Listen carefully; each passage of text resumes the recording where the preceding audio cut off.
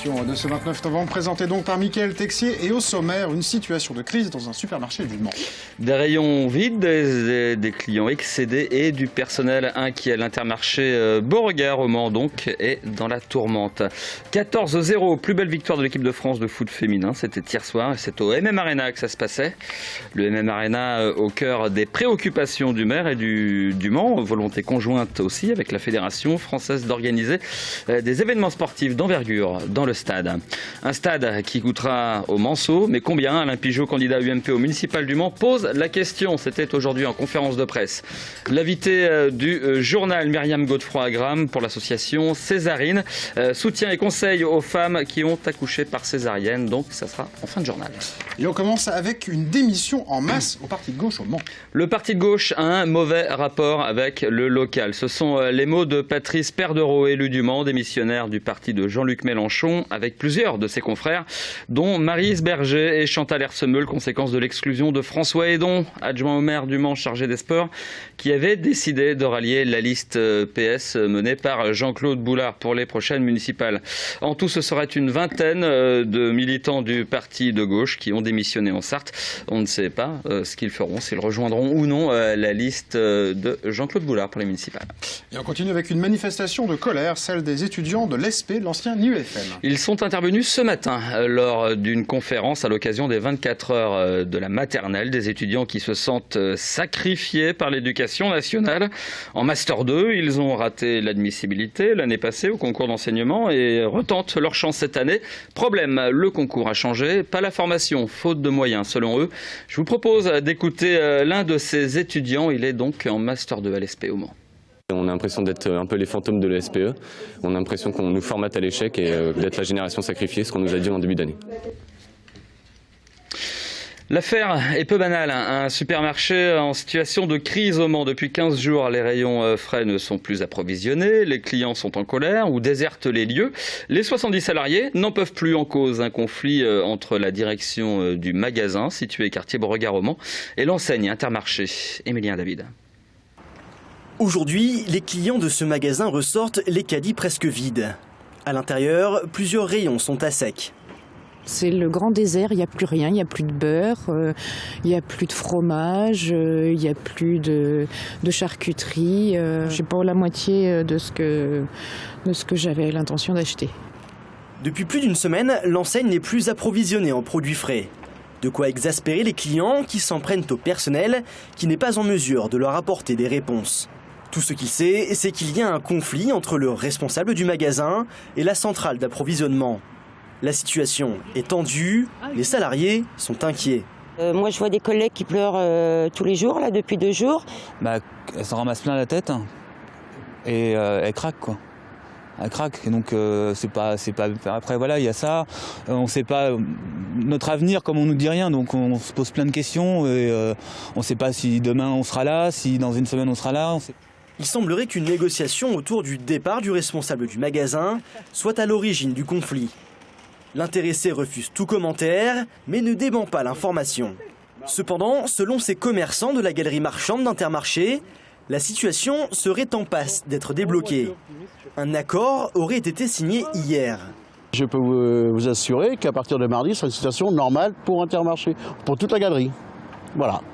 Les salariés prennent cette information avec précaution. Ce n'est pas la première fois qu'on leur promet un déblocage.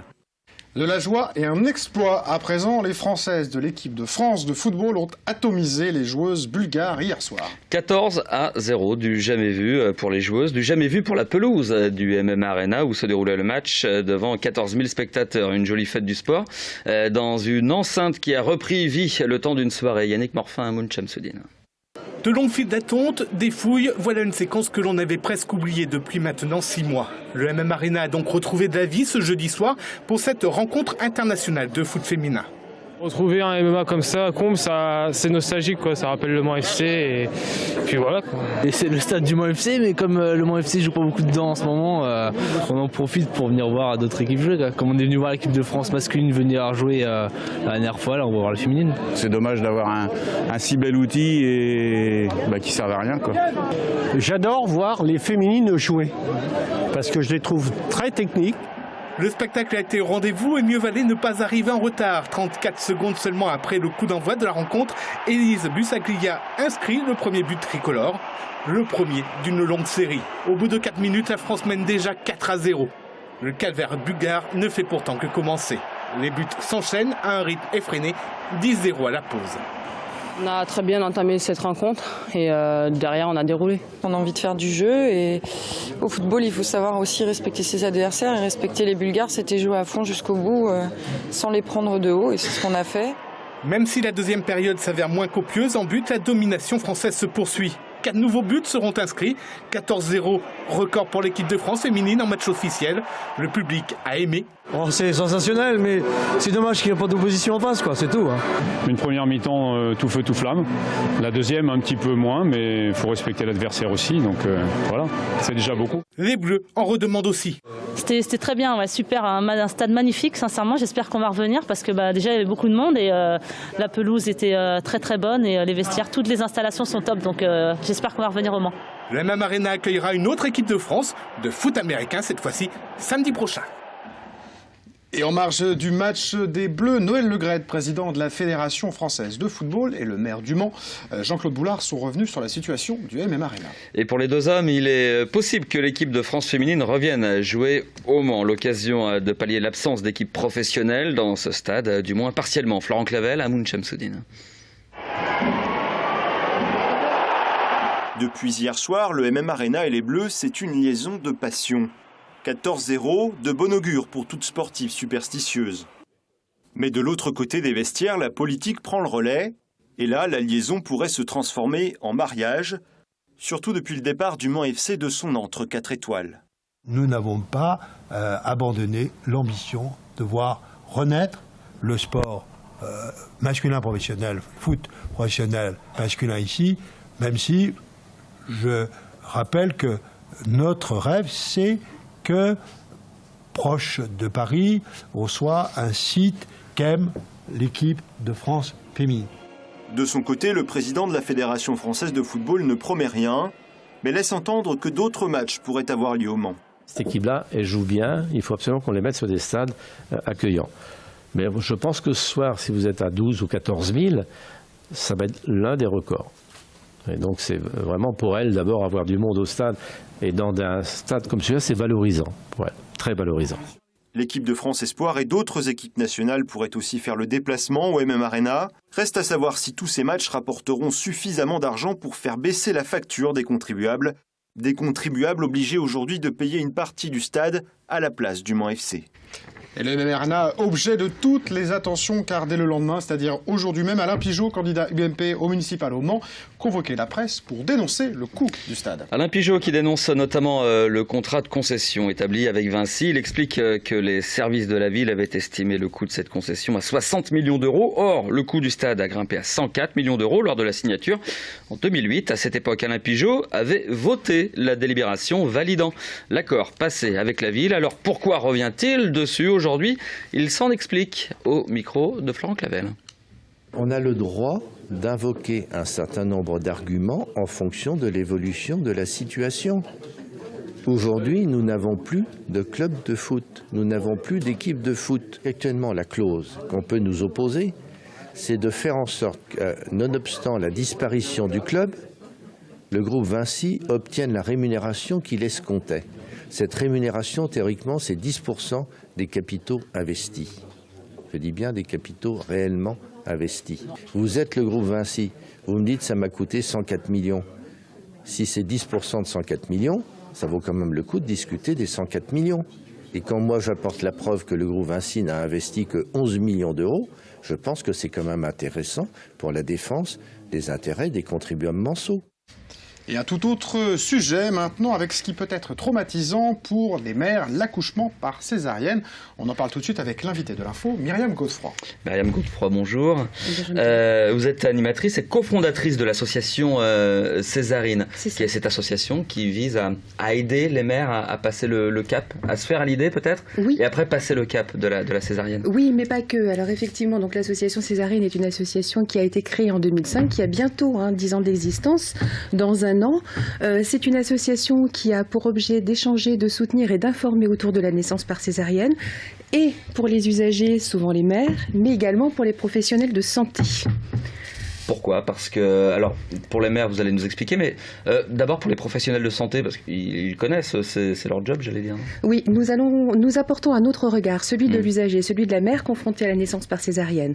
Donc pour les professionnels de santé, nous pouvons intervenir notamment en conférence pour proposer des états des lieux, mais également des pistes de réflexion de façon à humaniser les pratiques. Oui, que ce ne soit pas un acte chirurgical en fait. Basique, exactement, mais également une naissance. Et des possibilités sont nombreuses.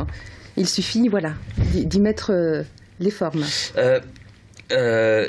Vous le dites, hein, les mères peuvent avoir, après accoucher par césarienne, avoir un sentiment de dépossession. Absolument. Jusqu'à perdre confiance même en leur capacité à être mère, c'est-à-dire que dans leur quotidien, ils ne se sentent plus mères à cause de la césarienne. Alors, pas à cause de la césarienne, mais effectivement, le fait de donner naissance par césarienne peut, sur un terrain parfois un peu trouble déjà, ou pourquoi pas simplement une faiblesse, causer d'autres désordres un peu psychologiques, je dirais moraux tout du moins. Des mères expriment une certaine incapacité à donner naissance et expriment à quel point finalement elles en sont touchées à l'intérieur d'elles-mêmes, elles ne se sentent pas entre guillemets normales au regard des autres mères. Mais est-ce que ça fait d'elles des mères différentes avec leurs enfants après? Est-ce qu'elles se sentent moins mères à cause de ça? Je ne pense pas qu'elles se sentent moins mères vis-à-vis de leur enfant. C'est plutôt elles-mêmes en tant que femmes qui sont touchées bien plus que dans leur fonction de mère. Est-ce qu'on accouche plus par césarienne aujourd'hui qu'avant? Non, aujourd'hui en France, nous sommes à environ 20% de naissances par césarienne. 20% de naissances par césarienne à relativiser au jour d'aujourd'hui en Europe, puisque nous ne sommes pas si mauvais élèves que cela en Europe. Toujours est-il que pour donner des chiffres, en 1980, il y avait 10% de naissances par césarienne en France. 20 ans plus tard, ces chiffres avaient doublé. Donc c'est là qu'il faut s'interroger. Alors pourquoi ça double? Pourquoi ça double? Alors, ça peut doubler pour plusieurs facteurs. Peut-être du point de vue des mères, parce que les grossesses se font de plus en plus tardivement, sont parfois de plus en plus délicates, présentent des pathologies à 40 ans qu'on n'aurait pas forcément à 20 ans, parce qu'il y a davantage de grossesses gémellaires, notamment dues à des procréations médicalement assistées. Voilà, en tout cas au moins du point de vue des mères. Ça peut être aussi moins consensuel pour des raisons d'organisation, pour d'autres raisons, je dirais, de facilité, de planification, et du point de vue des mères, mais également du point de vue de l'obstétrique. Donc c'est une pratique qui s'est vraiment généralisée. Un dernier mot très court sur un ouvrage à destination des enfants, pour le coup. Alors des enfants avec leurs parents. Donc ce livre a été créé surtout pour le public de 3 à 6 ans. Tu es né de mon... Tu es né de mon ventre. Tu es né de mon ventre, voilà. Dont le texte a été créé par l'association Césarine, qui a été illustré par une jeune illustratrice d'Angers, Camille Caro, qui présente d'une façon ludique, voilà, je peux me permettre, d'une façon... En quelques mots, oui, voilà, l'objet. d'une façon ludique et en tout cas agréable pour les enfants, leur naissance, leur propre naissance par césarienne. C'est un support utile aux parents. Merci beaucoup d'être passé dans ce journal pour évoquer ces questions liées à la césarienne. Merci à vous. Merci à vous, c'est la fin de cette édition. Restez avec nous dans un instant, la météo de Romuald Besson, et on se retrouve avec Mickaël pour l'actu vue par les politiques avec Marietta Caramanli. À tout de suite.